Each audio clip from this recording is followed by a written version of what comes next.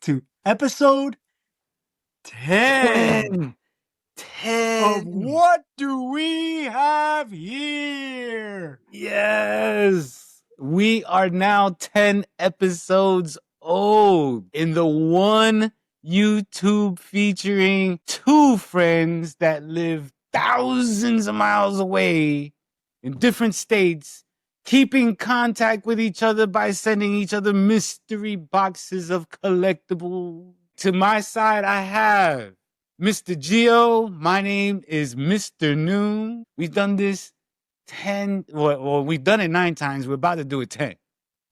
How does that feel, man? I feel really good about this. My collection continues to grow, Yeah. as does yours. And today's episode is no different because, Mr. Noon, I believe I sent you Two. two.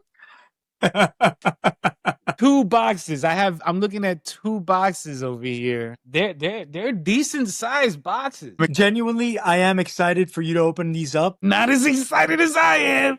Y'all don't know how I look forward to this like every week, because every week is just something new. It's great. It's a great tradition.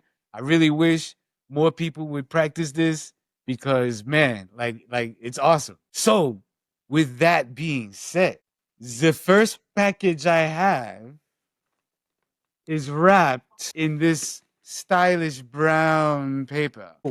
I don't think that I have ever opened up a bag on this show. And I love opening bags because you can just savage this bag just like this. But be very careful to not damage what's inside. Okay, I tried not to like scream and stuff like that because I do have a tendency to scream and redline the audio, and I'm trying not to do that. Okay, but damn it, man, this is awesome. And I'm sorry I had to drop the F-bomb. I'll probably have to bleep it out later, so y'all don't have to hear me say that. But dang, this is a xenomorph alien from Aliens. Gio, if you knew the history that I have with the Aliens franchise, it goes deep, man. It goes deep. Me and my little homies, right? We had to sneak into the movie theater to see Aliens when Aliens came out. I'm dating myself now. The Aliens franchise is one of those franchises that has been with me like my entire life. First one coming out in the 70s. And it's one of those franchises that just keeps going. The design of the aliens is by one of my favorite artists, H.R. Geiger. All tattoo artists should know or recognize H.R. Geiger's work. As soon as I saw it, I knew this was something that you just had to have in your possession. So as far as the packaging goes, right? This is great for collectors. I don't know if you can see it. Give the autofocus a chance to get in there. But I love it when they put the clear window in there so you can actually see what you're getting. They show you what's inside. You got to know the features and stuff. So if you're a collector, I mean, yeah, this is definitely one that can fetch a high dollar on the resale. It's the fact that you could see all the detail right through the box. So again, collectors, I get it. You guys want to keep them in the boxes, but Our operating procedure here is a bit different. In order for me to really appreciate what I have in my hands, I'm gonna have to release the alien. and while Mr. Noon releases the alien, we do have to admire and dude, what'd you tear out there? I just saw you Dude, tear something out. I love the fact that it says Big Chap. It says Big Chap. Big chap. If anybody out there can, shed some light on where Big Chap is originally from, that would be great because I'd like to know. I want to ask you, man, you brought up H.R. Geiger. I know for a fact that's, like you said, one of your favorite artists. But tell me, where else, aside from the Alien movies and the Alien franchise, where else can you see H.R. Geiger's work on full display? Yeah, you can see H.R. Geiger's work on display in his museum in Switzerland, but I believe that he has also exhibits traveling throughout the world and stuff. If you do a quick internet search, I'm sure you can, find somewhere that's displaying some Geiger. Sorry, And I'll tell you this much. I I'm mean, just a little bit like overwhelmed. This tail is like totally posable and segmented. Like it's Oh my gosh, dude. it's awesome. Now let me ask you, are those hinges or is that more like just bendy? It seems like it's individually segmented by ball sockets, Okay. similar to how you can detach the hands and the heads and stuff like that. Oh, okay. If you set it in one position, it'll stay there. So it kind of locks in. It's pretty sturdy. Yeah, yeah, yeah. Very, very sturdy. Wow, look at this Nice. guy, man. Look at this guy. How big is that figure? Because the box looked really big. Is that like a 7 inch, 8 inch figure, or is it the standard 6 inch figure? What do you think? No, he seems a little bit bigger than 6 inches. Mr. Xenomorph is not very muscular, right? He's more of a thin body type. That's the way he gets through all the vents, man. Gets through the Yes, vents, gets all sir. throughout the ship. Yes, sir. Like he is totally down for whatever. The one iconic like image of the alien, for me at least, every time I see its teeth, the silver teeth, like I'm like, yo, he's got like a grill. Like it's just a silver grill. It's terrifying because Yeah. then even the smaller one that comes out, I'm pretty sure it has silver teeth too. The original concept for the xenomorph, the double mouth design, is actually based on something in nature. Eels, moray eels, I believe, they also have a double mouth that does that. Really? Yeah, yeah. So they designed that based on one of the most horrifying things in nature that they could think of. If you had to choose one alien film to basically like say, hey, this is the best one. This is would be your best introduction to the franchise. Okay. Which one would you choose? You know, like I already mentioned before, Aliens to me is the epitome of the Aliens franchise. I mean, it's really hard because there's so many quality films in that franchise, but Aliens by director James Cameron, he just upped the ante. It was groundbreaking in a lot of ways. He built a universe that was totally believable, with characters in it and performances in it that were grounded in reality. You introduced something last week that I actually really liked, so I'm gonna shoot it right back at you. You mentioned a shelf score. I like that. I like I like the shelf score. The first thing you had told me was like, oh, give it a rating, 1 to 10. So Right, tell me, right. how would you rate from 1 to 10 if you had to keep the figure inside this box? What do you think? Is it between 1 and 10? Between 1 and 10, I would give this one an 8. It's very appealing to the eye, even if you keep it in the box. I give it an 8. Oh, okay. That's an 8. Second one, what would you give the actual figure? Like, what score would you give the figure itself between 1 and 10? What do you think? The actual alien figure itself, I would say, yeah, Chappie gets another 8. Big Um, Chappie. yeah, yeah. I mean, he has movement in his jaw with a little mouth that comes out. I'll figure out how to do that in a minute. Yeah, and the tail is just awesome to me. That's a really big sell for a figure like this. It also comes with a stand and a change of hands too. So yeah, I give it an 8. 8, solid 8, man. So 2 8s. Yeah. Well, now let's get down to the nitty gritty when it comes to your alien figure. How happy does this figure make you between 1 and 10? It's a 10. It's a 10. I used to have a giant sized alien when I was little. Maybe it wasn't that giant. Maybe I was just little. When you're smaller, man, when you're a kid, everything looks so much bigger. Toys just look massive, and then when you go back and find them again, you're like, "What is this? Yeah. This Yeah. can't be it." Yeah. Somehow I managed to break it. This is the first one that I've gotten to replace it since then. Let's just put it that way. So yeah. Wow, man, Yeah. A that's cool. 10. This is a 10. All right. Yeah. So you gave it 2 8s and a 10. We got to give it an average score. So what's the average score? Here we go. 8.6. 8.6. 8.6. I like it. That's a good score. 8.6 is definitely a top shelf score. And yeah, well deserved, man. Well deserved. I can't wait to have the photo shoot and just pose them up. Yeah, but hey, you know, something slipped my mind. We've had so much fun with our alien friend here. This is a twofer, guys. That's We gotta right. move on. That's We got right. another box you gotta open, man. I know you already forgot.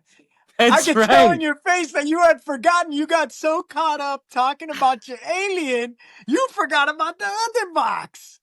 I totally did. I totally did. You see, that's what a good figure will do. Yes, we have another box. This one, it's even bigger than the last one. This one is gonna be fun. All right, here goes nothing. You naughty boy. I know you like this one. I know you like this one.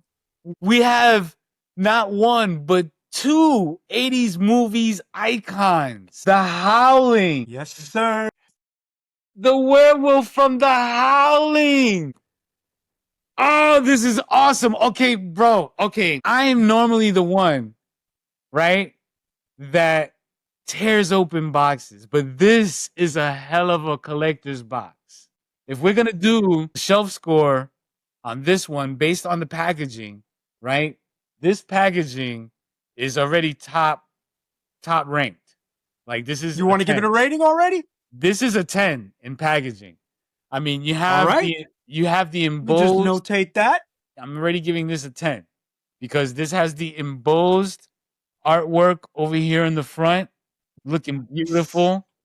Awesome color scheme, very theatric. Then you have the door with the Velcro, which every collector knows, man. We love that. You open it up and you have the window of what's inside. Everything awesome. that is inside. That is Okay. awesome. And you get the additional movie poster on the inside door. So, yeah, top marks. So for anybody asking or wondering about the Howling released in 1981. I just saw it for the first time this past week. As soon as I saw the movie, I was like, this is it.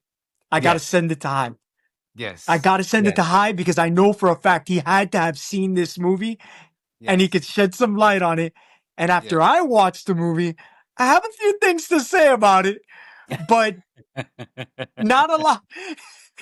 It's a lot of good, but gotta But call it there's what it is. yeah. It's an 80s movie. Yeah. 80s horror. Yeah. Barely out of the 70s at that. Obviously, movies like this, you know, The Howling, it actually became a franchise in its own right. It spawned a lot of sequels. You had to be there at the time that it came out, you know, type of thing to appreciate some of the elements of the movie. If you watch it now in today's context, it's a little bit different. Just like a lot of things from like the 80s, especially the early 80s.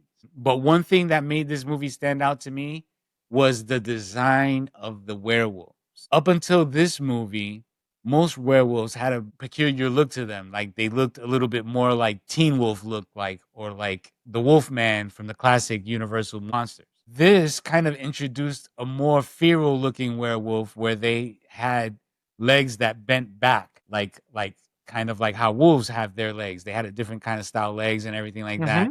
Since this movie, a lot of werewolf designs have kind of followed suit. So you're looking at Van Helsing with Hugh Jackman. The werewolves or the lichens from Underworld also has a similar look to the werewolves in The Howling. Love this figure, man. I love this figure. And as much as I appreciate the packaging, I'm going to have to do what I do. This is amazing. So you have two additional sets of hands and an extra face for differing levels of ferocity. I think I'm going to pose him with Big Chap and we're going to have them just battle it out. Right? Like that's the only right thing to do. That's how it's got to be, man. One thing that, like, after I saw the movie or while I was watching the movie, I had to admire it. The use of practical effects in this movie was incredible. Like, I kept reminding myself, like, I had to keep going back and like just reminding myself that this is like a really old movie. Super It's old. not really old. It's a movie from the 80s. Let's just It's keep it like that. ancient. No. Call it what it is, my brother. This movie is from the last century. Okay, do not It's a get it movie that's over twisted. 40 years old. It's over 40 years old. And it holds up, man. The practical effects, they look great. right. I never really saw like that feral looking werewolf in any movies until like the late 80s. One of my first times seeing like one of the coolest werewolves, in my opinion, was what was it, American Werewolf in London? Like the Yes. first time I saw that, that was cool, man. Yes. That was cool. That's what I pictured a werewolf looking like. Like that was awesome. Right. But then I saw this movie and I was like, yo, this werewolf looks incredible. Look at that face. Bro. Is my focus doing this justice? Look at that face. Okay, so one thing that I automatically want to point out, not only is he articulated in every way, but if you look at his joints, the way that they're segmented and cut, he still has the tufts of fur, right? It's not smoothed out. And look at what they did with his neck. Like it's segmented in these three different places. So he really has a mobility of his neck that's surprising. Okay, that's actually pretty cool because you don't see a lot of figures with that much neck movement.